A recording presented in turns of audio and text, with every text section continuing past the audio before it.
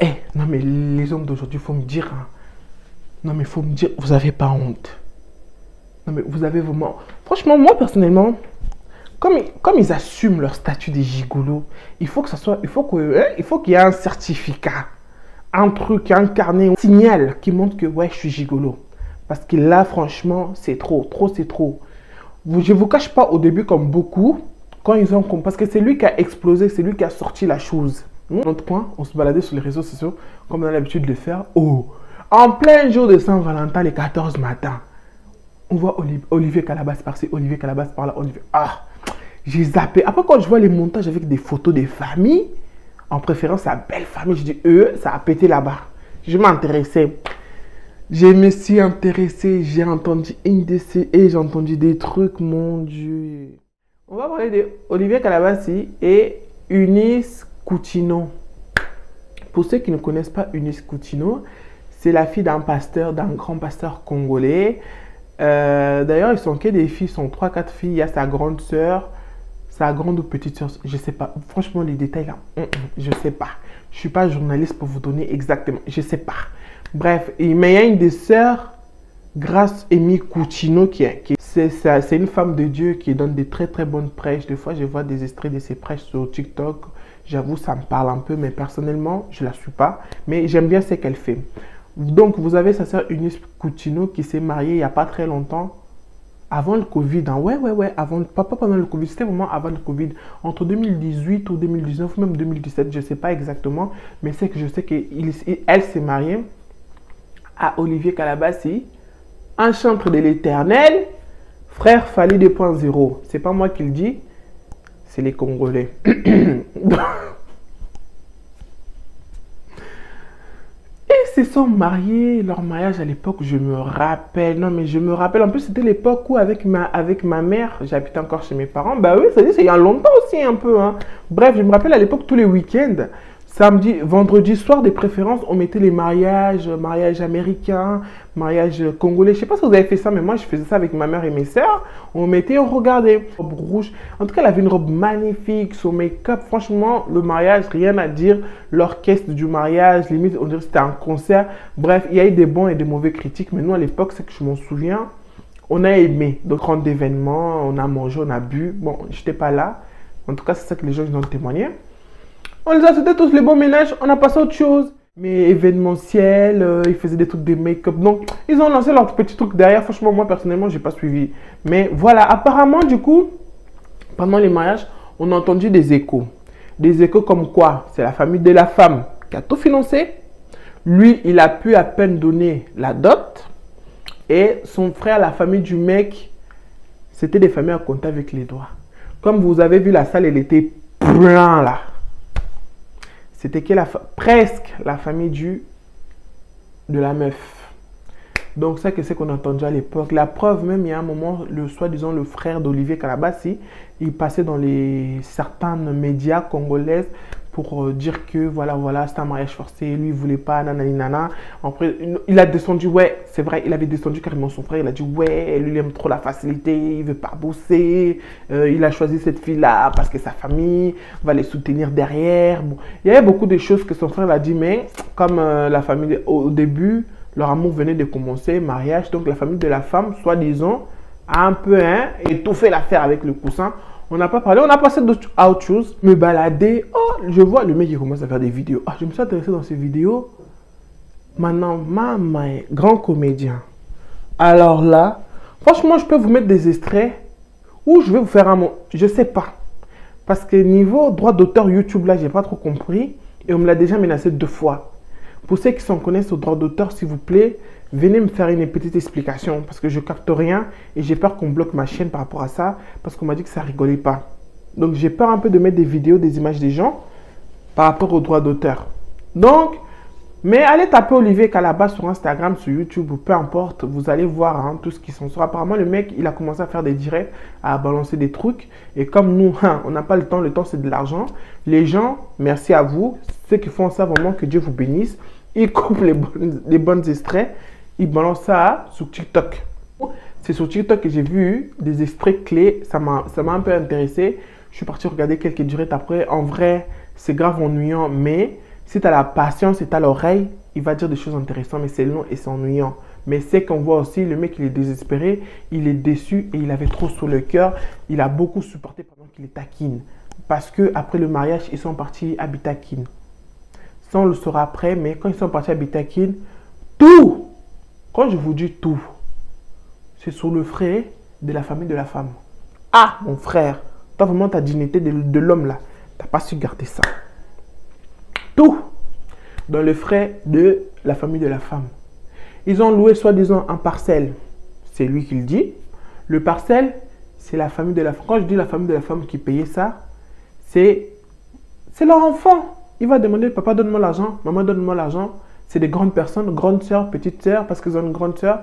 Du coup, grâce Amy, je ne sais pas si c'est la grande ou la petite, mais elle aussi, elle a de l'influence, elle a de l'argent. Peut-être elle s'est mariée, pas, parce que du coup, c'est des biens partagés, mais les membres de la famille ont quelque chose. De ta famille, pour t'aider dans ton couple. Dites-moi, quelle image tu relances de ton mari? Point d'interrogation. Et quand le mari il est au courant de cette situation-là, et ça le plaît. Parce que lui-même, il dit, lui, il dit, dans notre parcelle, c'était difficile. On n'est pas bête, la femme aussi s'est manifestée. Parce que du moment où tu payes ta maison, ou c'est toi qui souviens aux besoins de ta famille, ce n'est pas n'importe qui va venir t'expulser. On l'a mis dehors. Il a pris tous ces clics et claques, on l'a jeté dehors. Maintenant, dites-moi, chez toi, tu payes avec ton argent, on va te faire ça. Vous voyez les gigolas, les gigolamanias, gigolos là, vous voyez? Au bout de 1 an, 2 ans, la famille a dit, trop, c'est trop. Ils ont commencé à s'aimer, soi-disant, ça c'est soi-disant des mauvaises graines dans la tête de la femme. Mariage, t'es là, ton mari sert à, excusez-moi, parce que c'est ça, ils l'ont peut-être pas dit, mais leur geste, leur acte parle d'elle-même. Ton mari sert à rien. Soit disons chanteur, album on attend, ça sort pas. Travail, on ne le voit pas faire. Toujours dans les endroits chics, au Congo là. Donc, qu'est-ce qui se passe? Enfant aussi, vous enfantez pas. Affaire d'enfant là aussi, on va le savoir après, parce que c'est le gars qui va balancer des choses. Donc, la famille a commencé à s'aimer de la mauvaise graine dans leur tête de leur fille. Et un jour, soi-disant, ça c'est selon les dires du mec, on l'a trouvé l'enfant d'un ministre.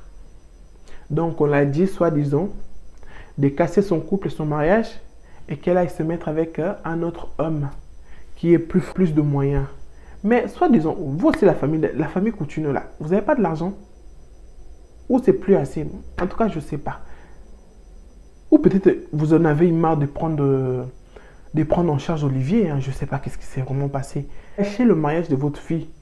Vous avez droit, vous n'avez pas droit, je ne sais pas. Mais jusqu'à vous gâcher, vous portez le donner encore à un autre homme. Est-ce que ça c'est logique? Bon, je ne sais pas. Ça c'est les choses que le mec est venu nous expliquer sur Instagram. Un beau jour, ils l'ont pris avec ses affaires, la femme d'abord. Après, ses cousins sont venus, les cousins de la femme, des gens qui connaissaient très très bien, qui n'ont pas hésité à le traiter comme de la merde. Ils l'ont mis dehors avec ses affaires, ils ont récupéré les parcelles qu'ils louaient. Quand il dit louer, c'est toi qui payais, je crois dans les commentaires on l'a même demandé, c'est toi qui as payé. Oh, financièrement, c'était un peu compliqué moi et elle, parce qu'on n'avait pas des... Pas facile. Pas facile pendant 1 an, pas facile pendant 2 ans, pas facile pendant 3 ans. Faut arrêter quoi. En plus, vous avez un peu de l'influence. Tes anciennes musiques, avant qu'il se marie avec la fille là, il partait dans les mariages faire des trucs là, chanter. Il avait un peu de trucs, je sais pas, il se bougeait en tout cas quand il était ici. Donc, il quittait sa mère et son père, il s'attachera à sa femme. Toi, c'est toi qui quittes, toi en tant qu'homme, c'est toi qui quittes ta mère et ton père, tu t'attaches à ta femme, mais dans sa famille. Pourquoi vous aimez interpréter mal la Bible comme ça? C'était déjà anticipé, frère, dis-nous honnêtement. Parce qu'aujourd'hui, là, on l'appelle gigolo, là, c'est pas pour rien. Parce qu'en gros, le mec, sa femme ne le calcule plus, sa belle famille, parlons même pas, personne ne le respecte. Au début, il ne te connaissait pas, il te respectait. Mais à quel moment le manque de respect est venu? Quand vous venez là, vous voulez vous victimiser, vous racontez aussi les histoires en entier. Racontez vraiment les histoires. J'ai merdé. On va te conseiller par rapport à ce que tu as. Venez pas vous faire passer pour des victimes. Et après, quand on a la vraie version, limite, on a envie de vous étrangler. Arrêtez ça. Arrête ta famille, t'as épousé leur enfant. Pourquoi des jours au lendemain, ils ne te respectent plus? Pourquoi des jours au lendemain, il n'y a plus de considération, il n'y a plus de respect? Tu n'as rien fait, tu es sûr que tu n'as rien fait. Alors toi-même, dans tes directs, tu dis quoi? Financièrement, c'était difficile parce qu'on avait du mal à trouver notre place. 1 an, 2 ans, 3 ans. Plus de 3 ans même apparemment. Tu n'arrives toujours pas à trouver ta place. Tu n'arrives toujours pas à trouver un travail. À sortir de l'album, à travailler. Combien coûte un studio? 1 heure de studio à Kin là. Tout était cher.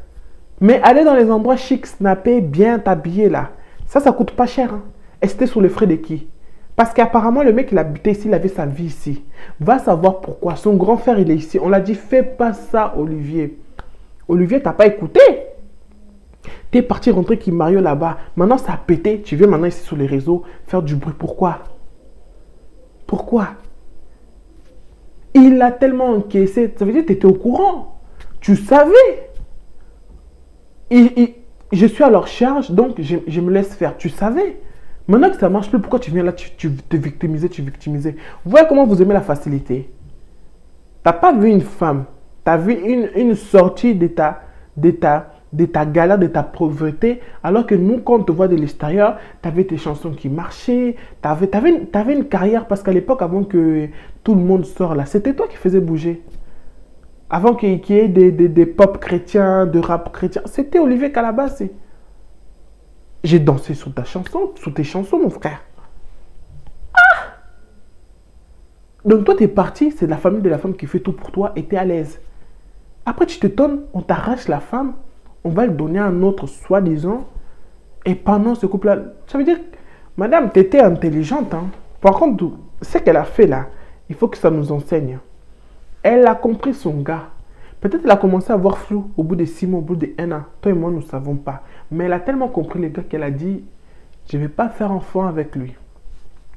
Parce qu'on a entendu, ça aussi on en parlait, mais vite fait. Elle n'a pas fait de gosse avec lui. Lui aussi, il a dit, venons, on se concentre sur notre vie. On cherche de faire un enfant. Parce que c'était compliqué. Non, ce n'était pas compliqué.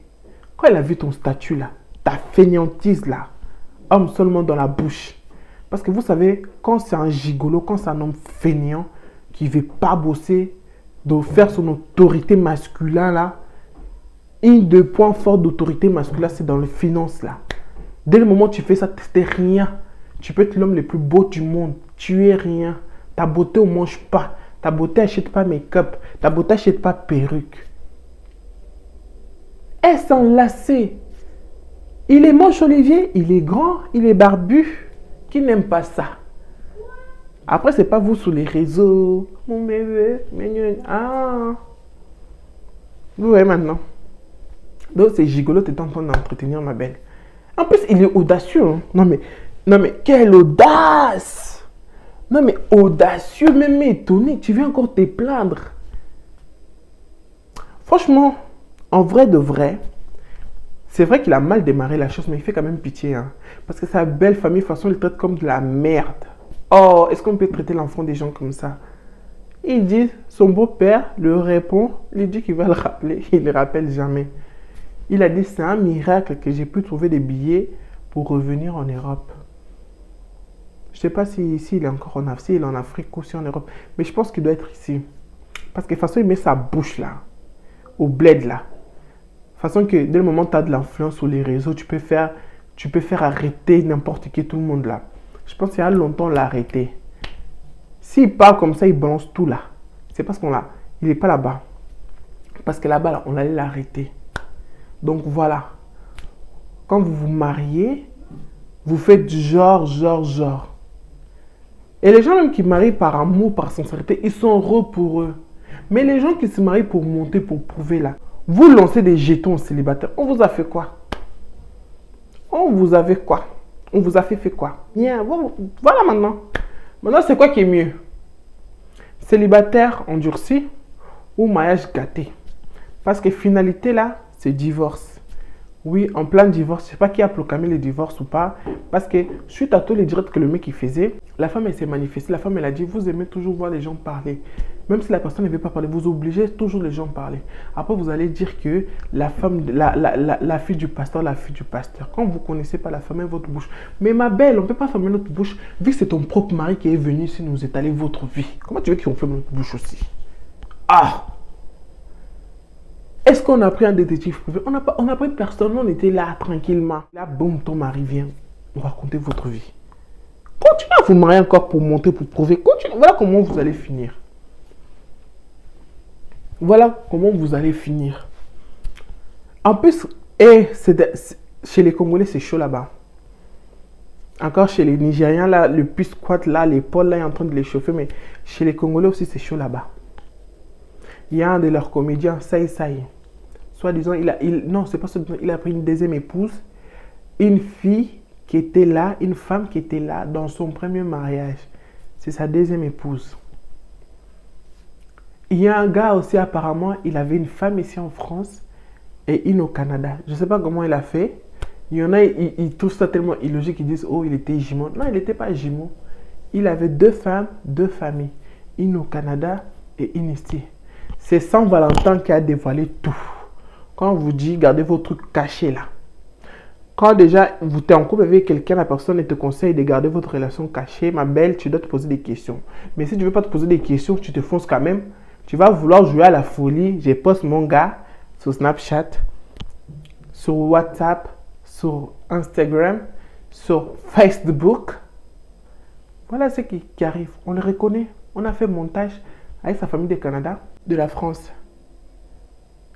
Eux deux là, comment ils ont commencé à se traiter dans les commentaires? Et les gars en question ne s'est jamais manifesté. Soit disant, il était dans sa 3e famille. Il y a 3e famille encore s'est manifesté. Mais ces derniers temps là, c'est gâté. Les mois de l'amour là, c'est gâté. C'est gâté. Donc voilà. Qu'est-ce que je peux dire? Les mecs, respectez-vous. Donnez-vous un genre, s'il vous plaît. Beauté là, on ne mange pas beauté. C'est beau pour les photos, pour amour propre. Tu es beau, tu as trouvé une belle femme. Il faut entretenir ça. C'est l'homme qui ramène à manger. On a trouvé ça comme ça, on laissera ça comme ça. À faire un femme indépendante, il faut laisser ça. C'est pour un plus. Les hommes d'aujourd'hui, franchement, laisse tomber. Hein. Il y a beaucoup de... C'est pas drôle. C'est pas normal. Vos respects, votre estime personnelle, ça baisse. Arrêtons cette affaire des gigolos là. Toi, tu peux pas te lever, quitter un pays pour aller dans un autre pays sans projet. Et dans ta tête, tu mets que ma belle famille va me prendre en charge. Non, mais on est où là? Sérieusement. Le respect, c'est l'estime personnelle. Qui va encore respecter cet homme-là?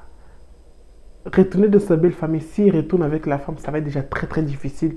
Le respect là, moi je vous dis, hein, par rapport au développement personnel, perdez tout dans votre vie, mais perdez jamais le respect. Tu m'aimes pas, c'est pas grave. Tu m'apprécies, c'est pas grave. Tu me trouves tous les défauts du monde, c'est pas grave. Mais respecte-moi. Je t'oblige à me respecter. Et si tu me respectes pas, je ne traîne pas avec toi. Peu importe qui c'est. Ah non, mais sérieusement. J'ai ton respect. Il y a des membres de ma famille que j'en parle pas jusqu'aujourd'hui parce qu'il y a un manquement de respect. Le manquement de respect, le respect ne regarde pas l'âge, ne regarde pas taille, ne regarde rien. En tant qu'être humain, individu humain, on n'est pas des chiens, on n'est pas des animaux, on n'est pas des...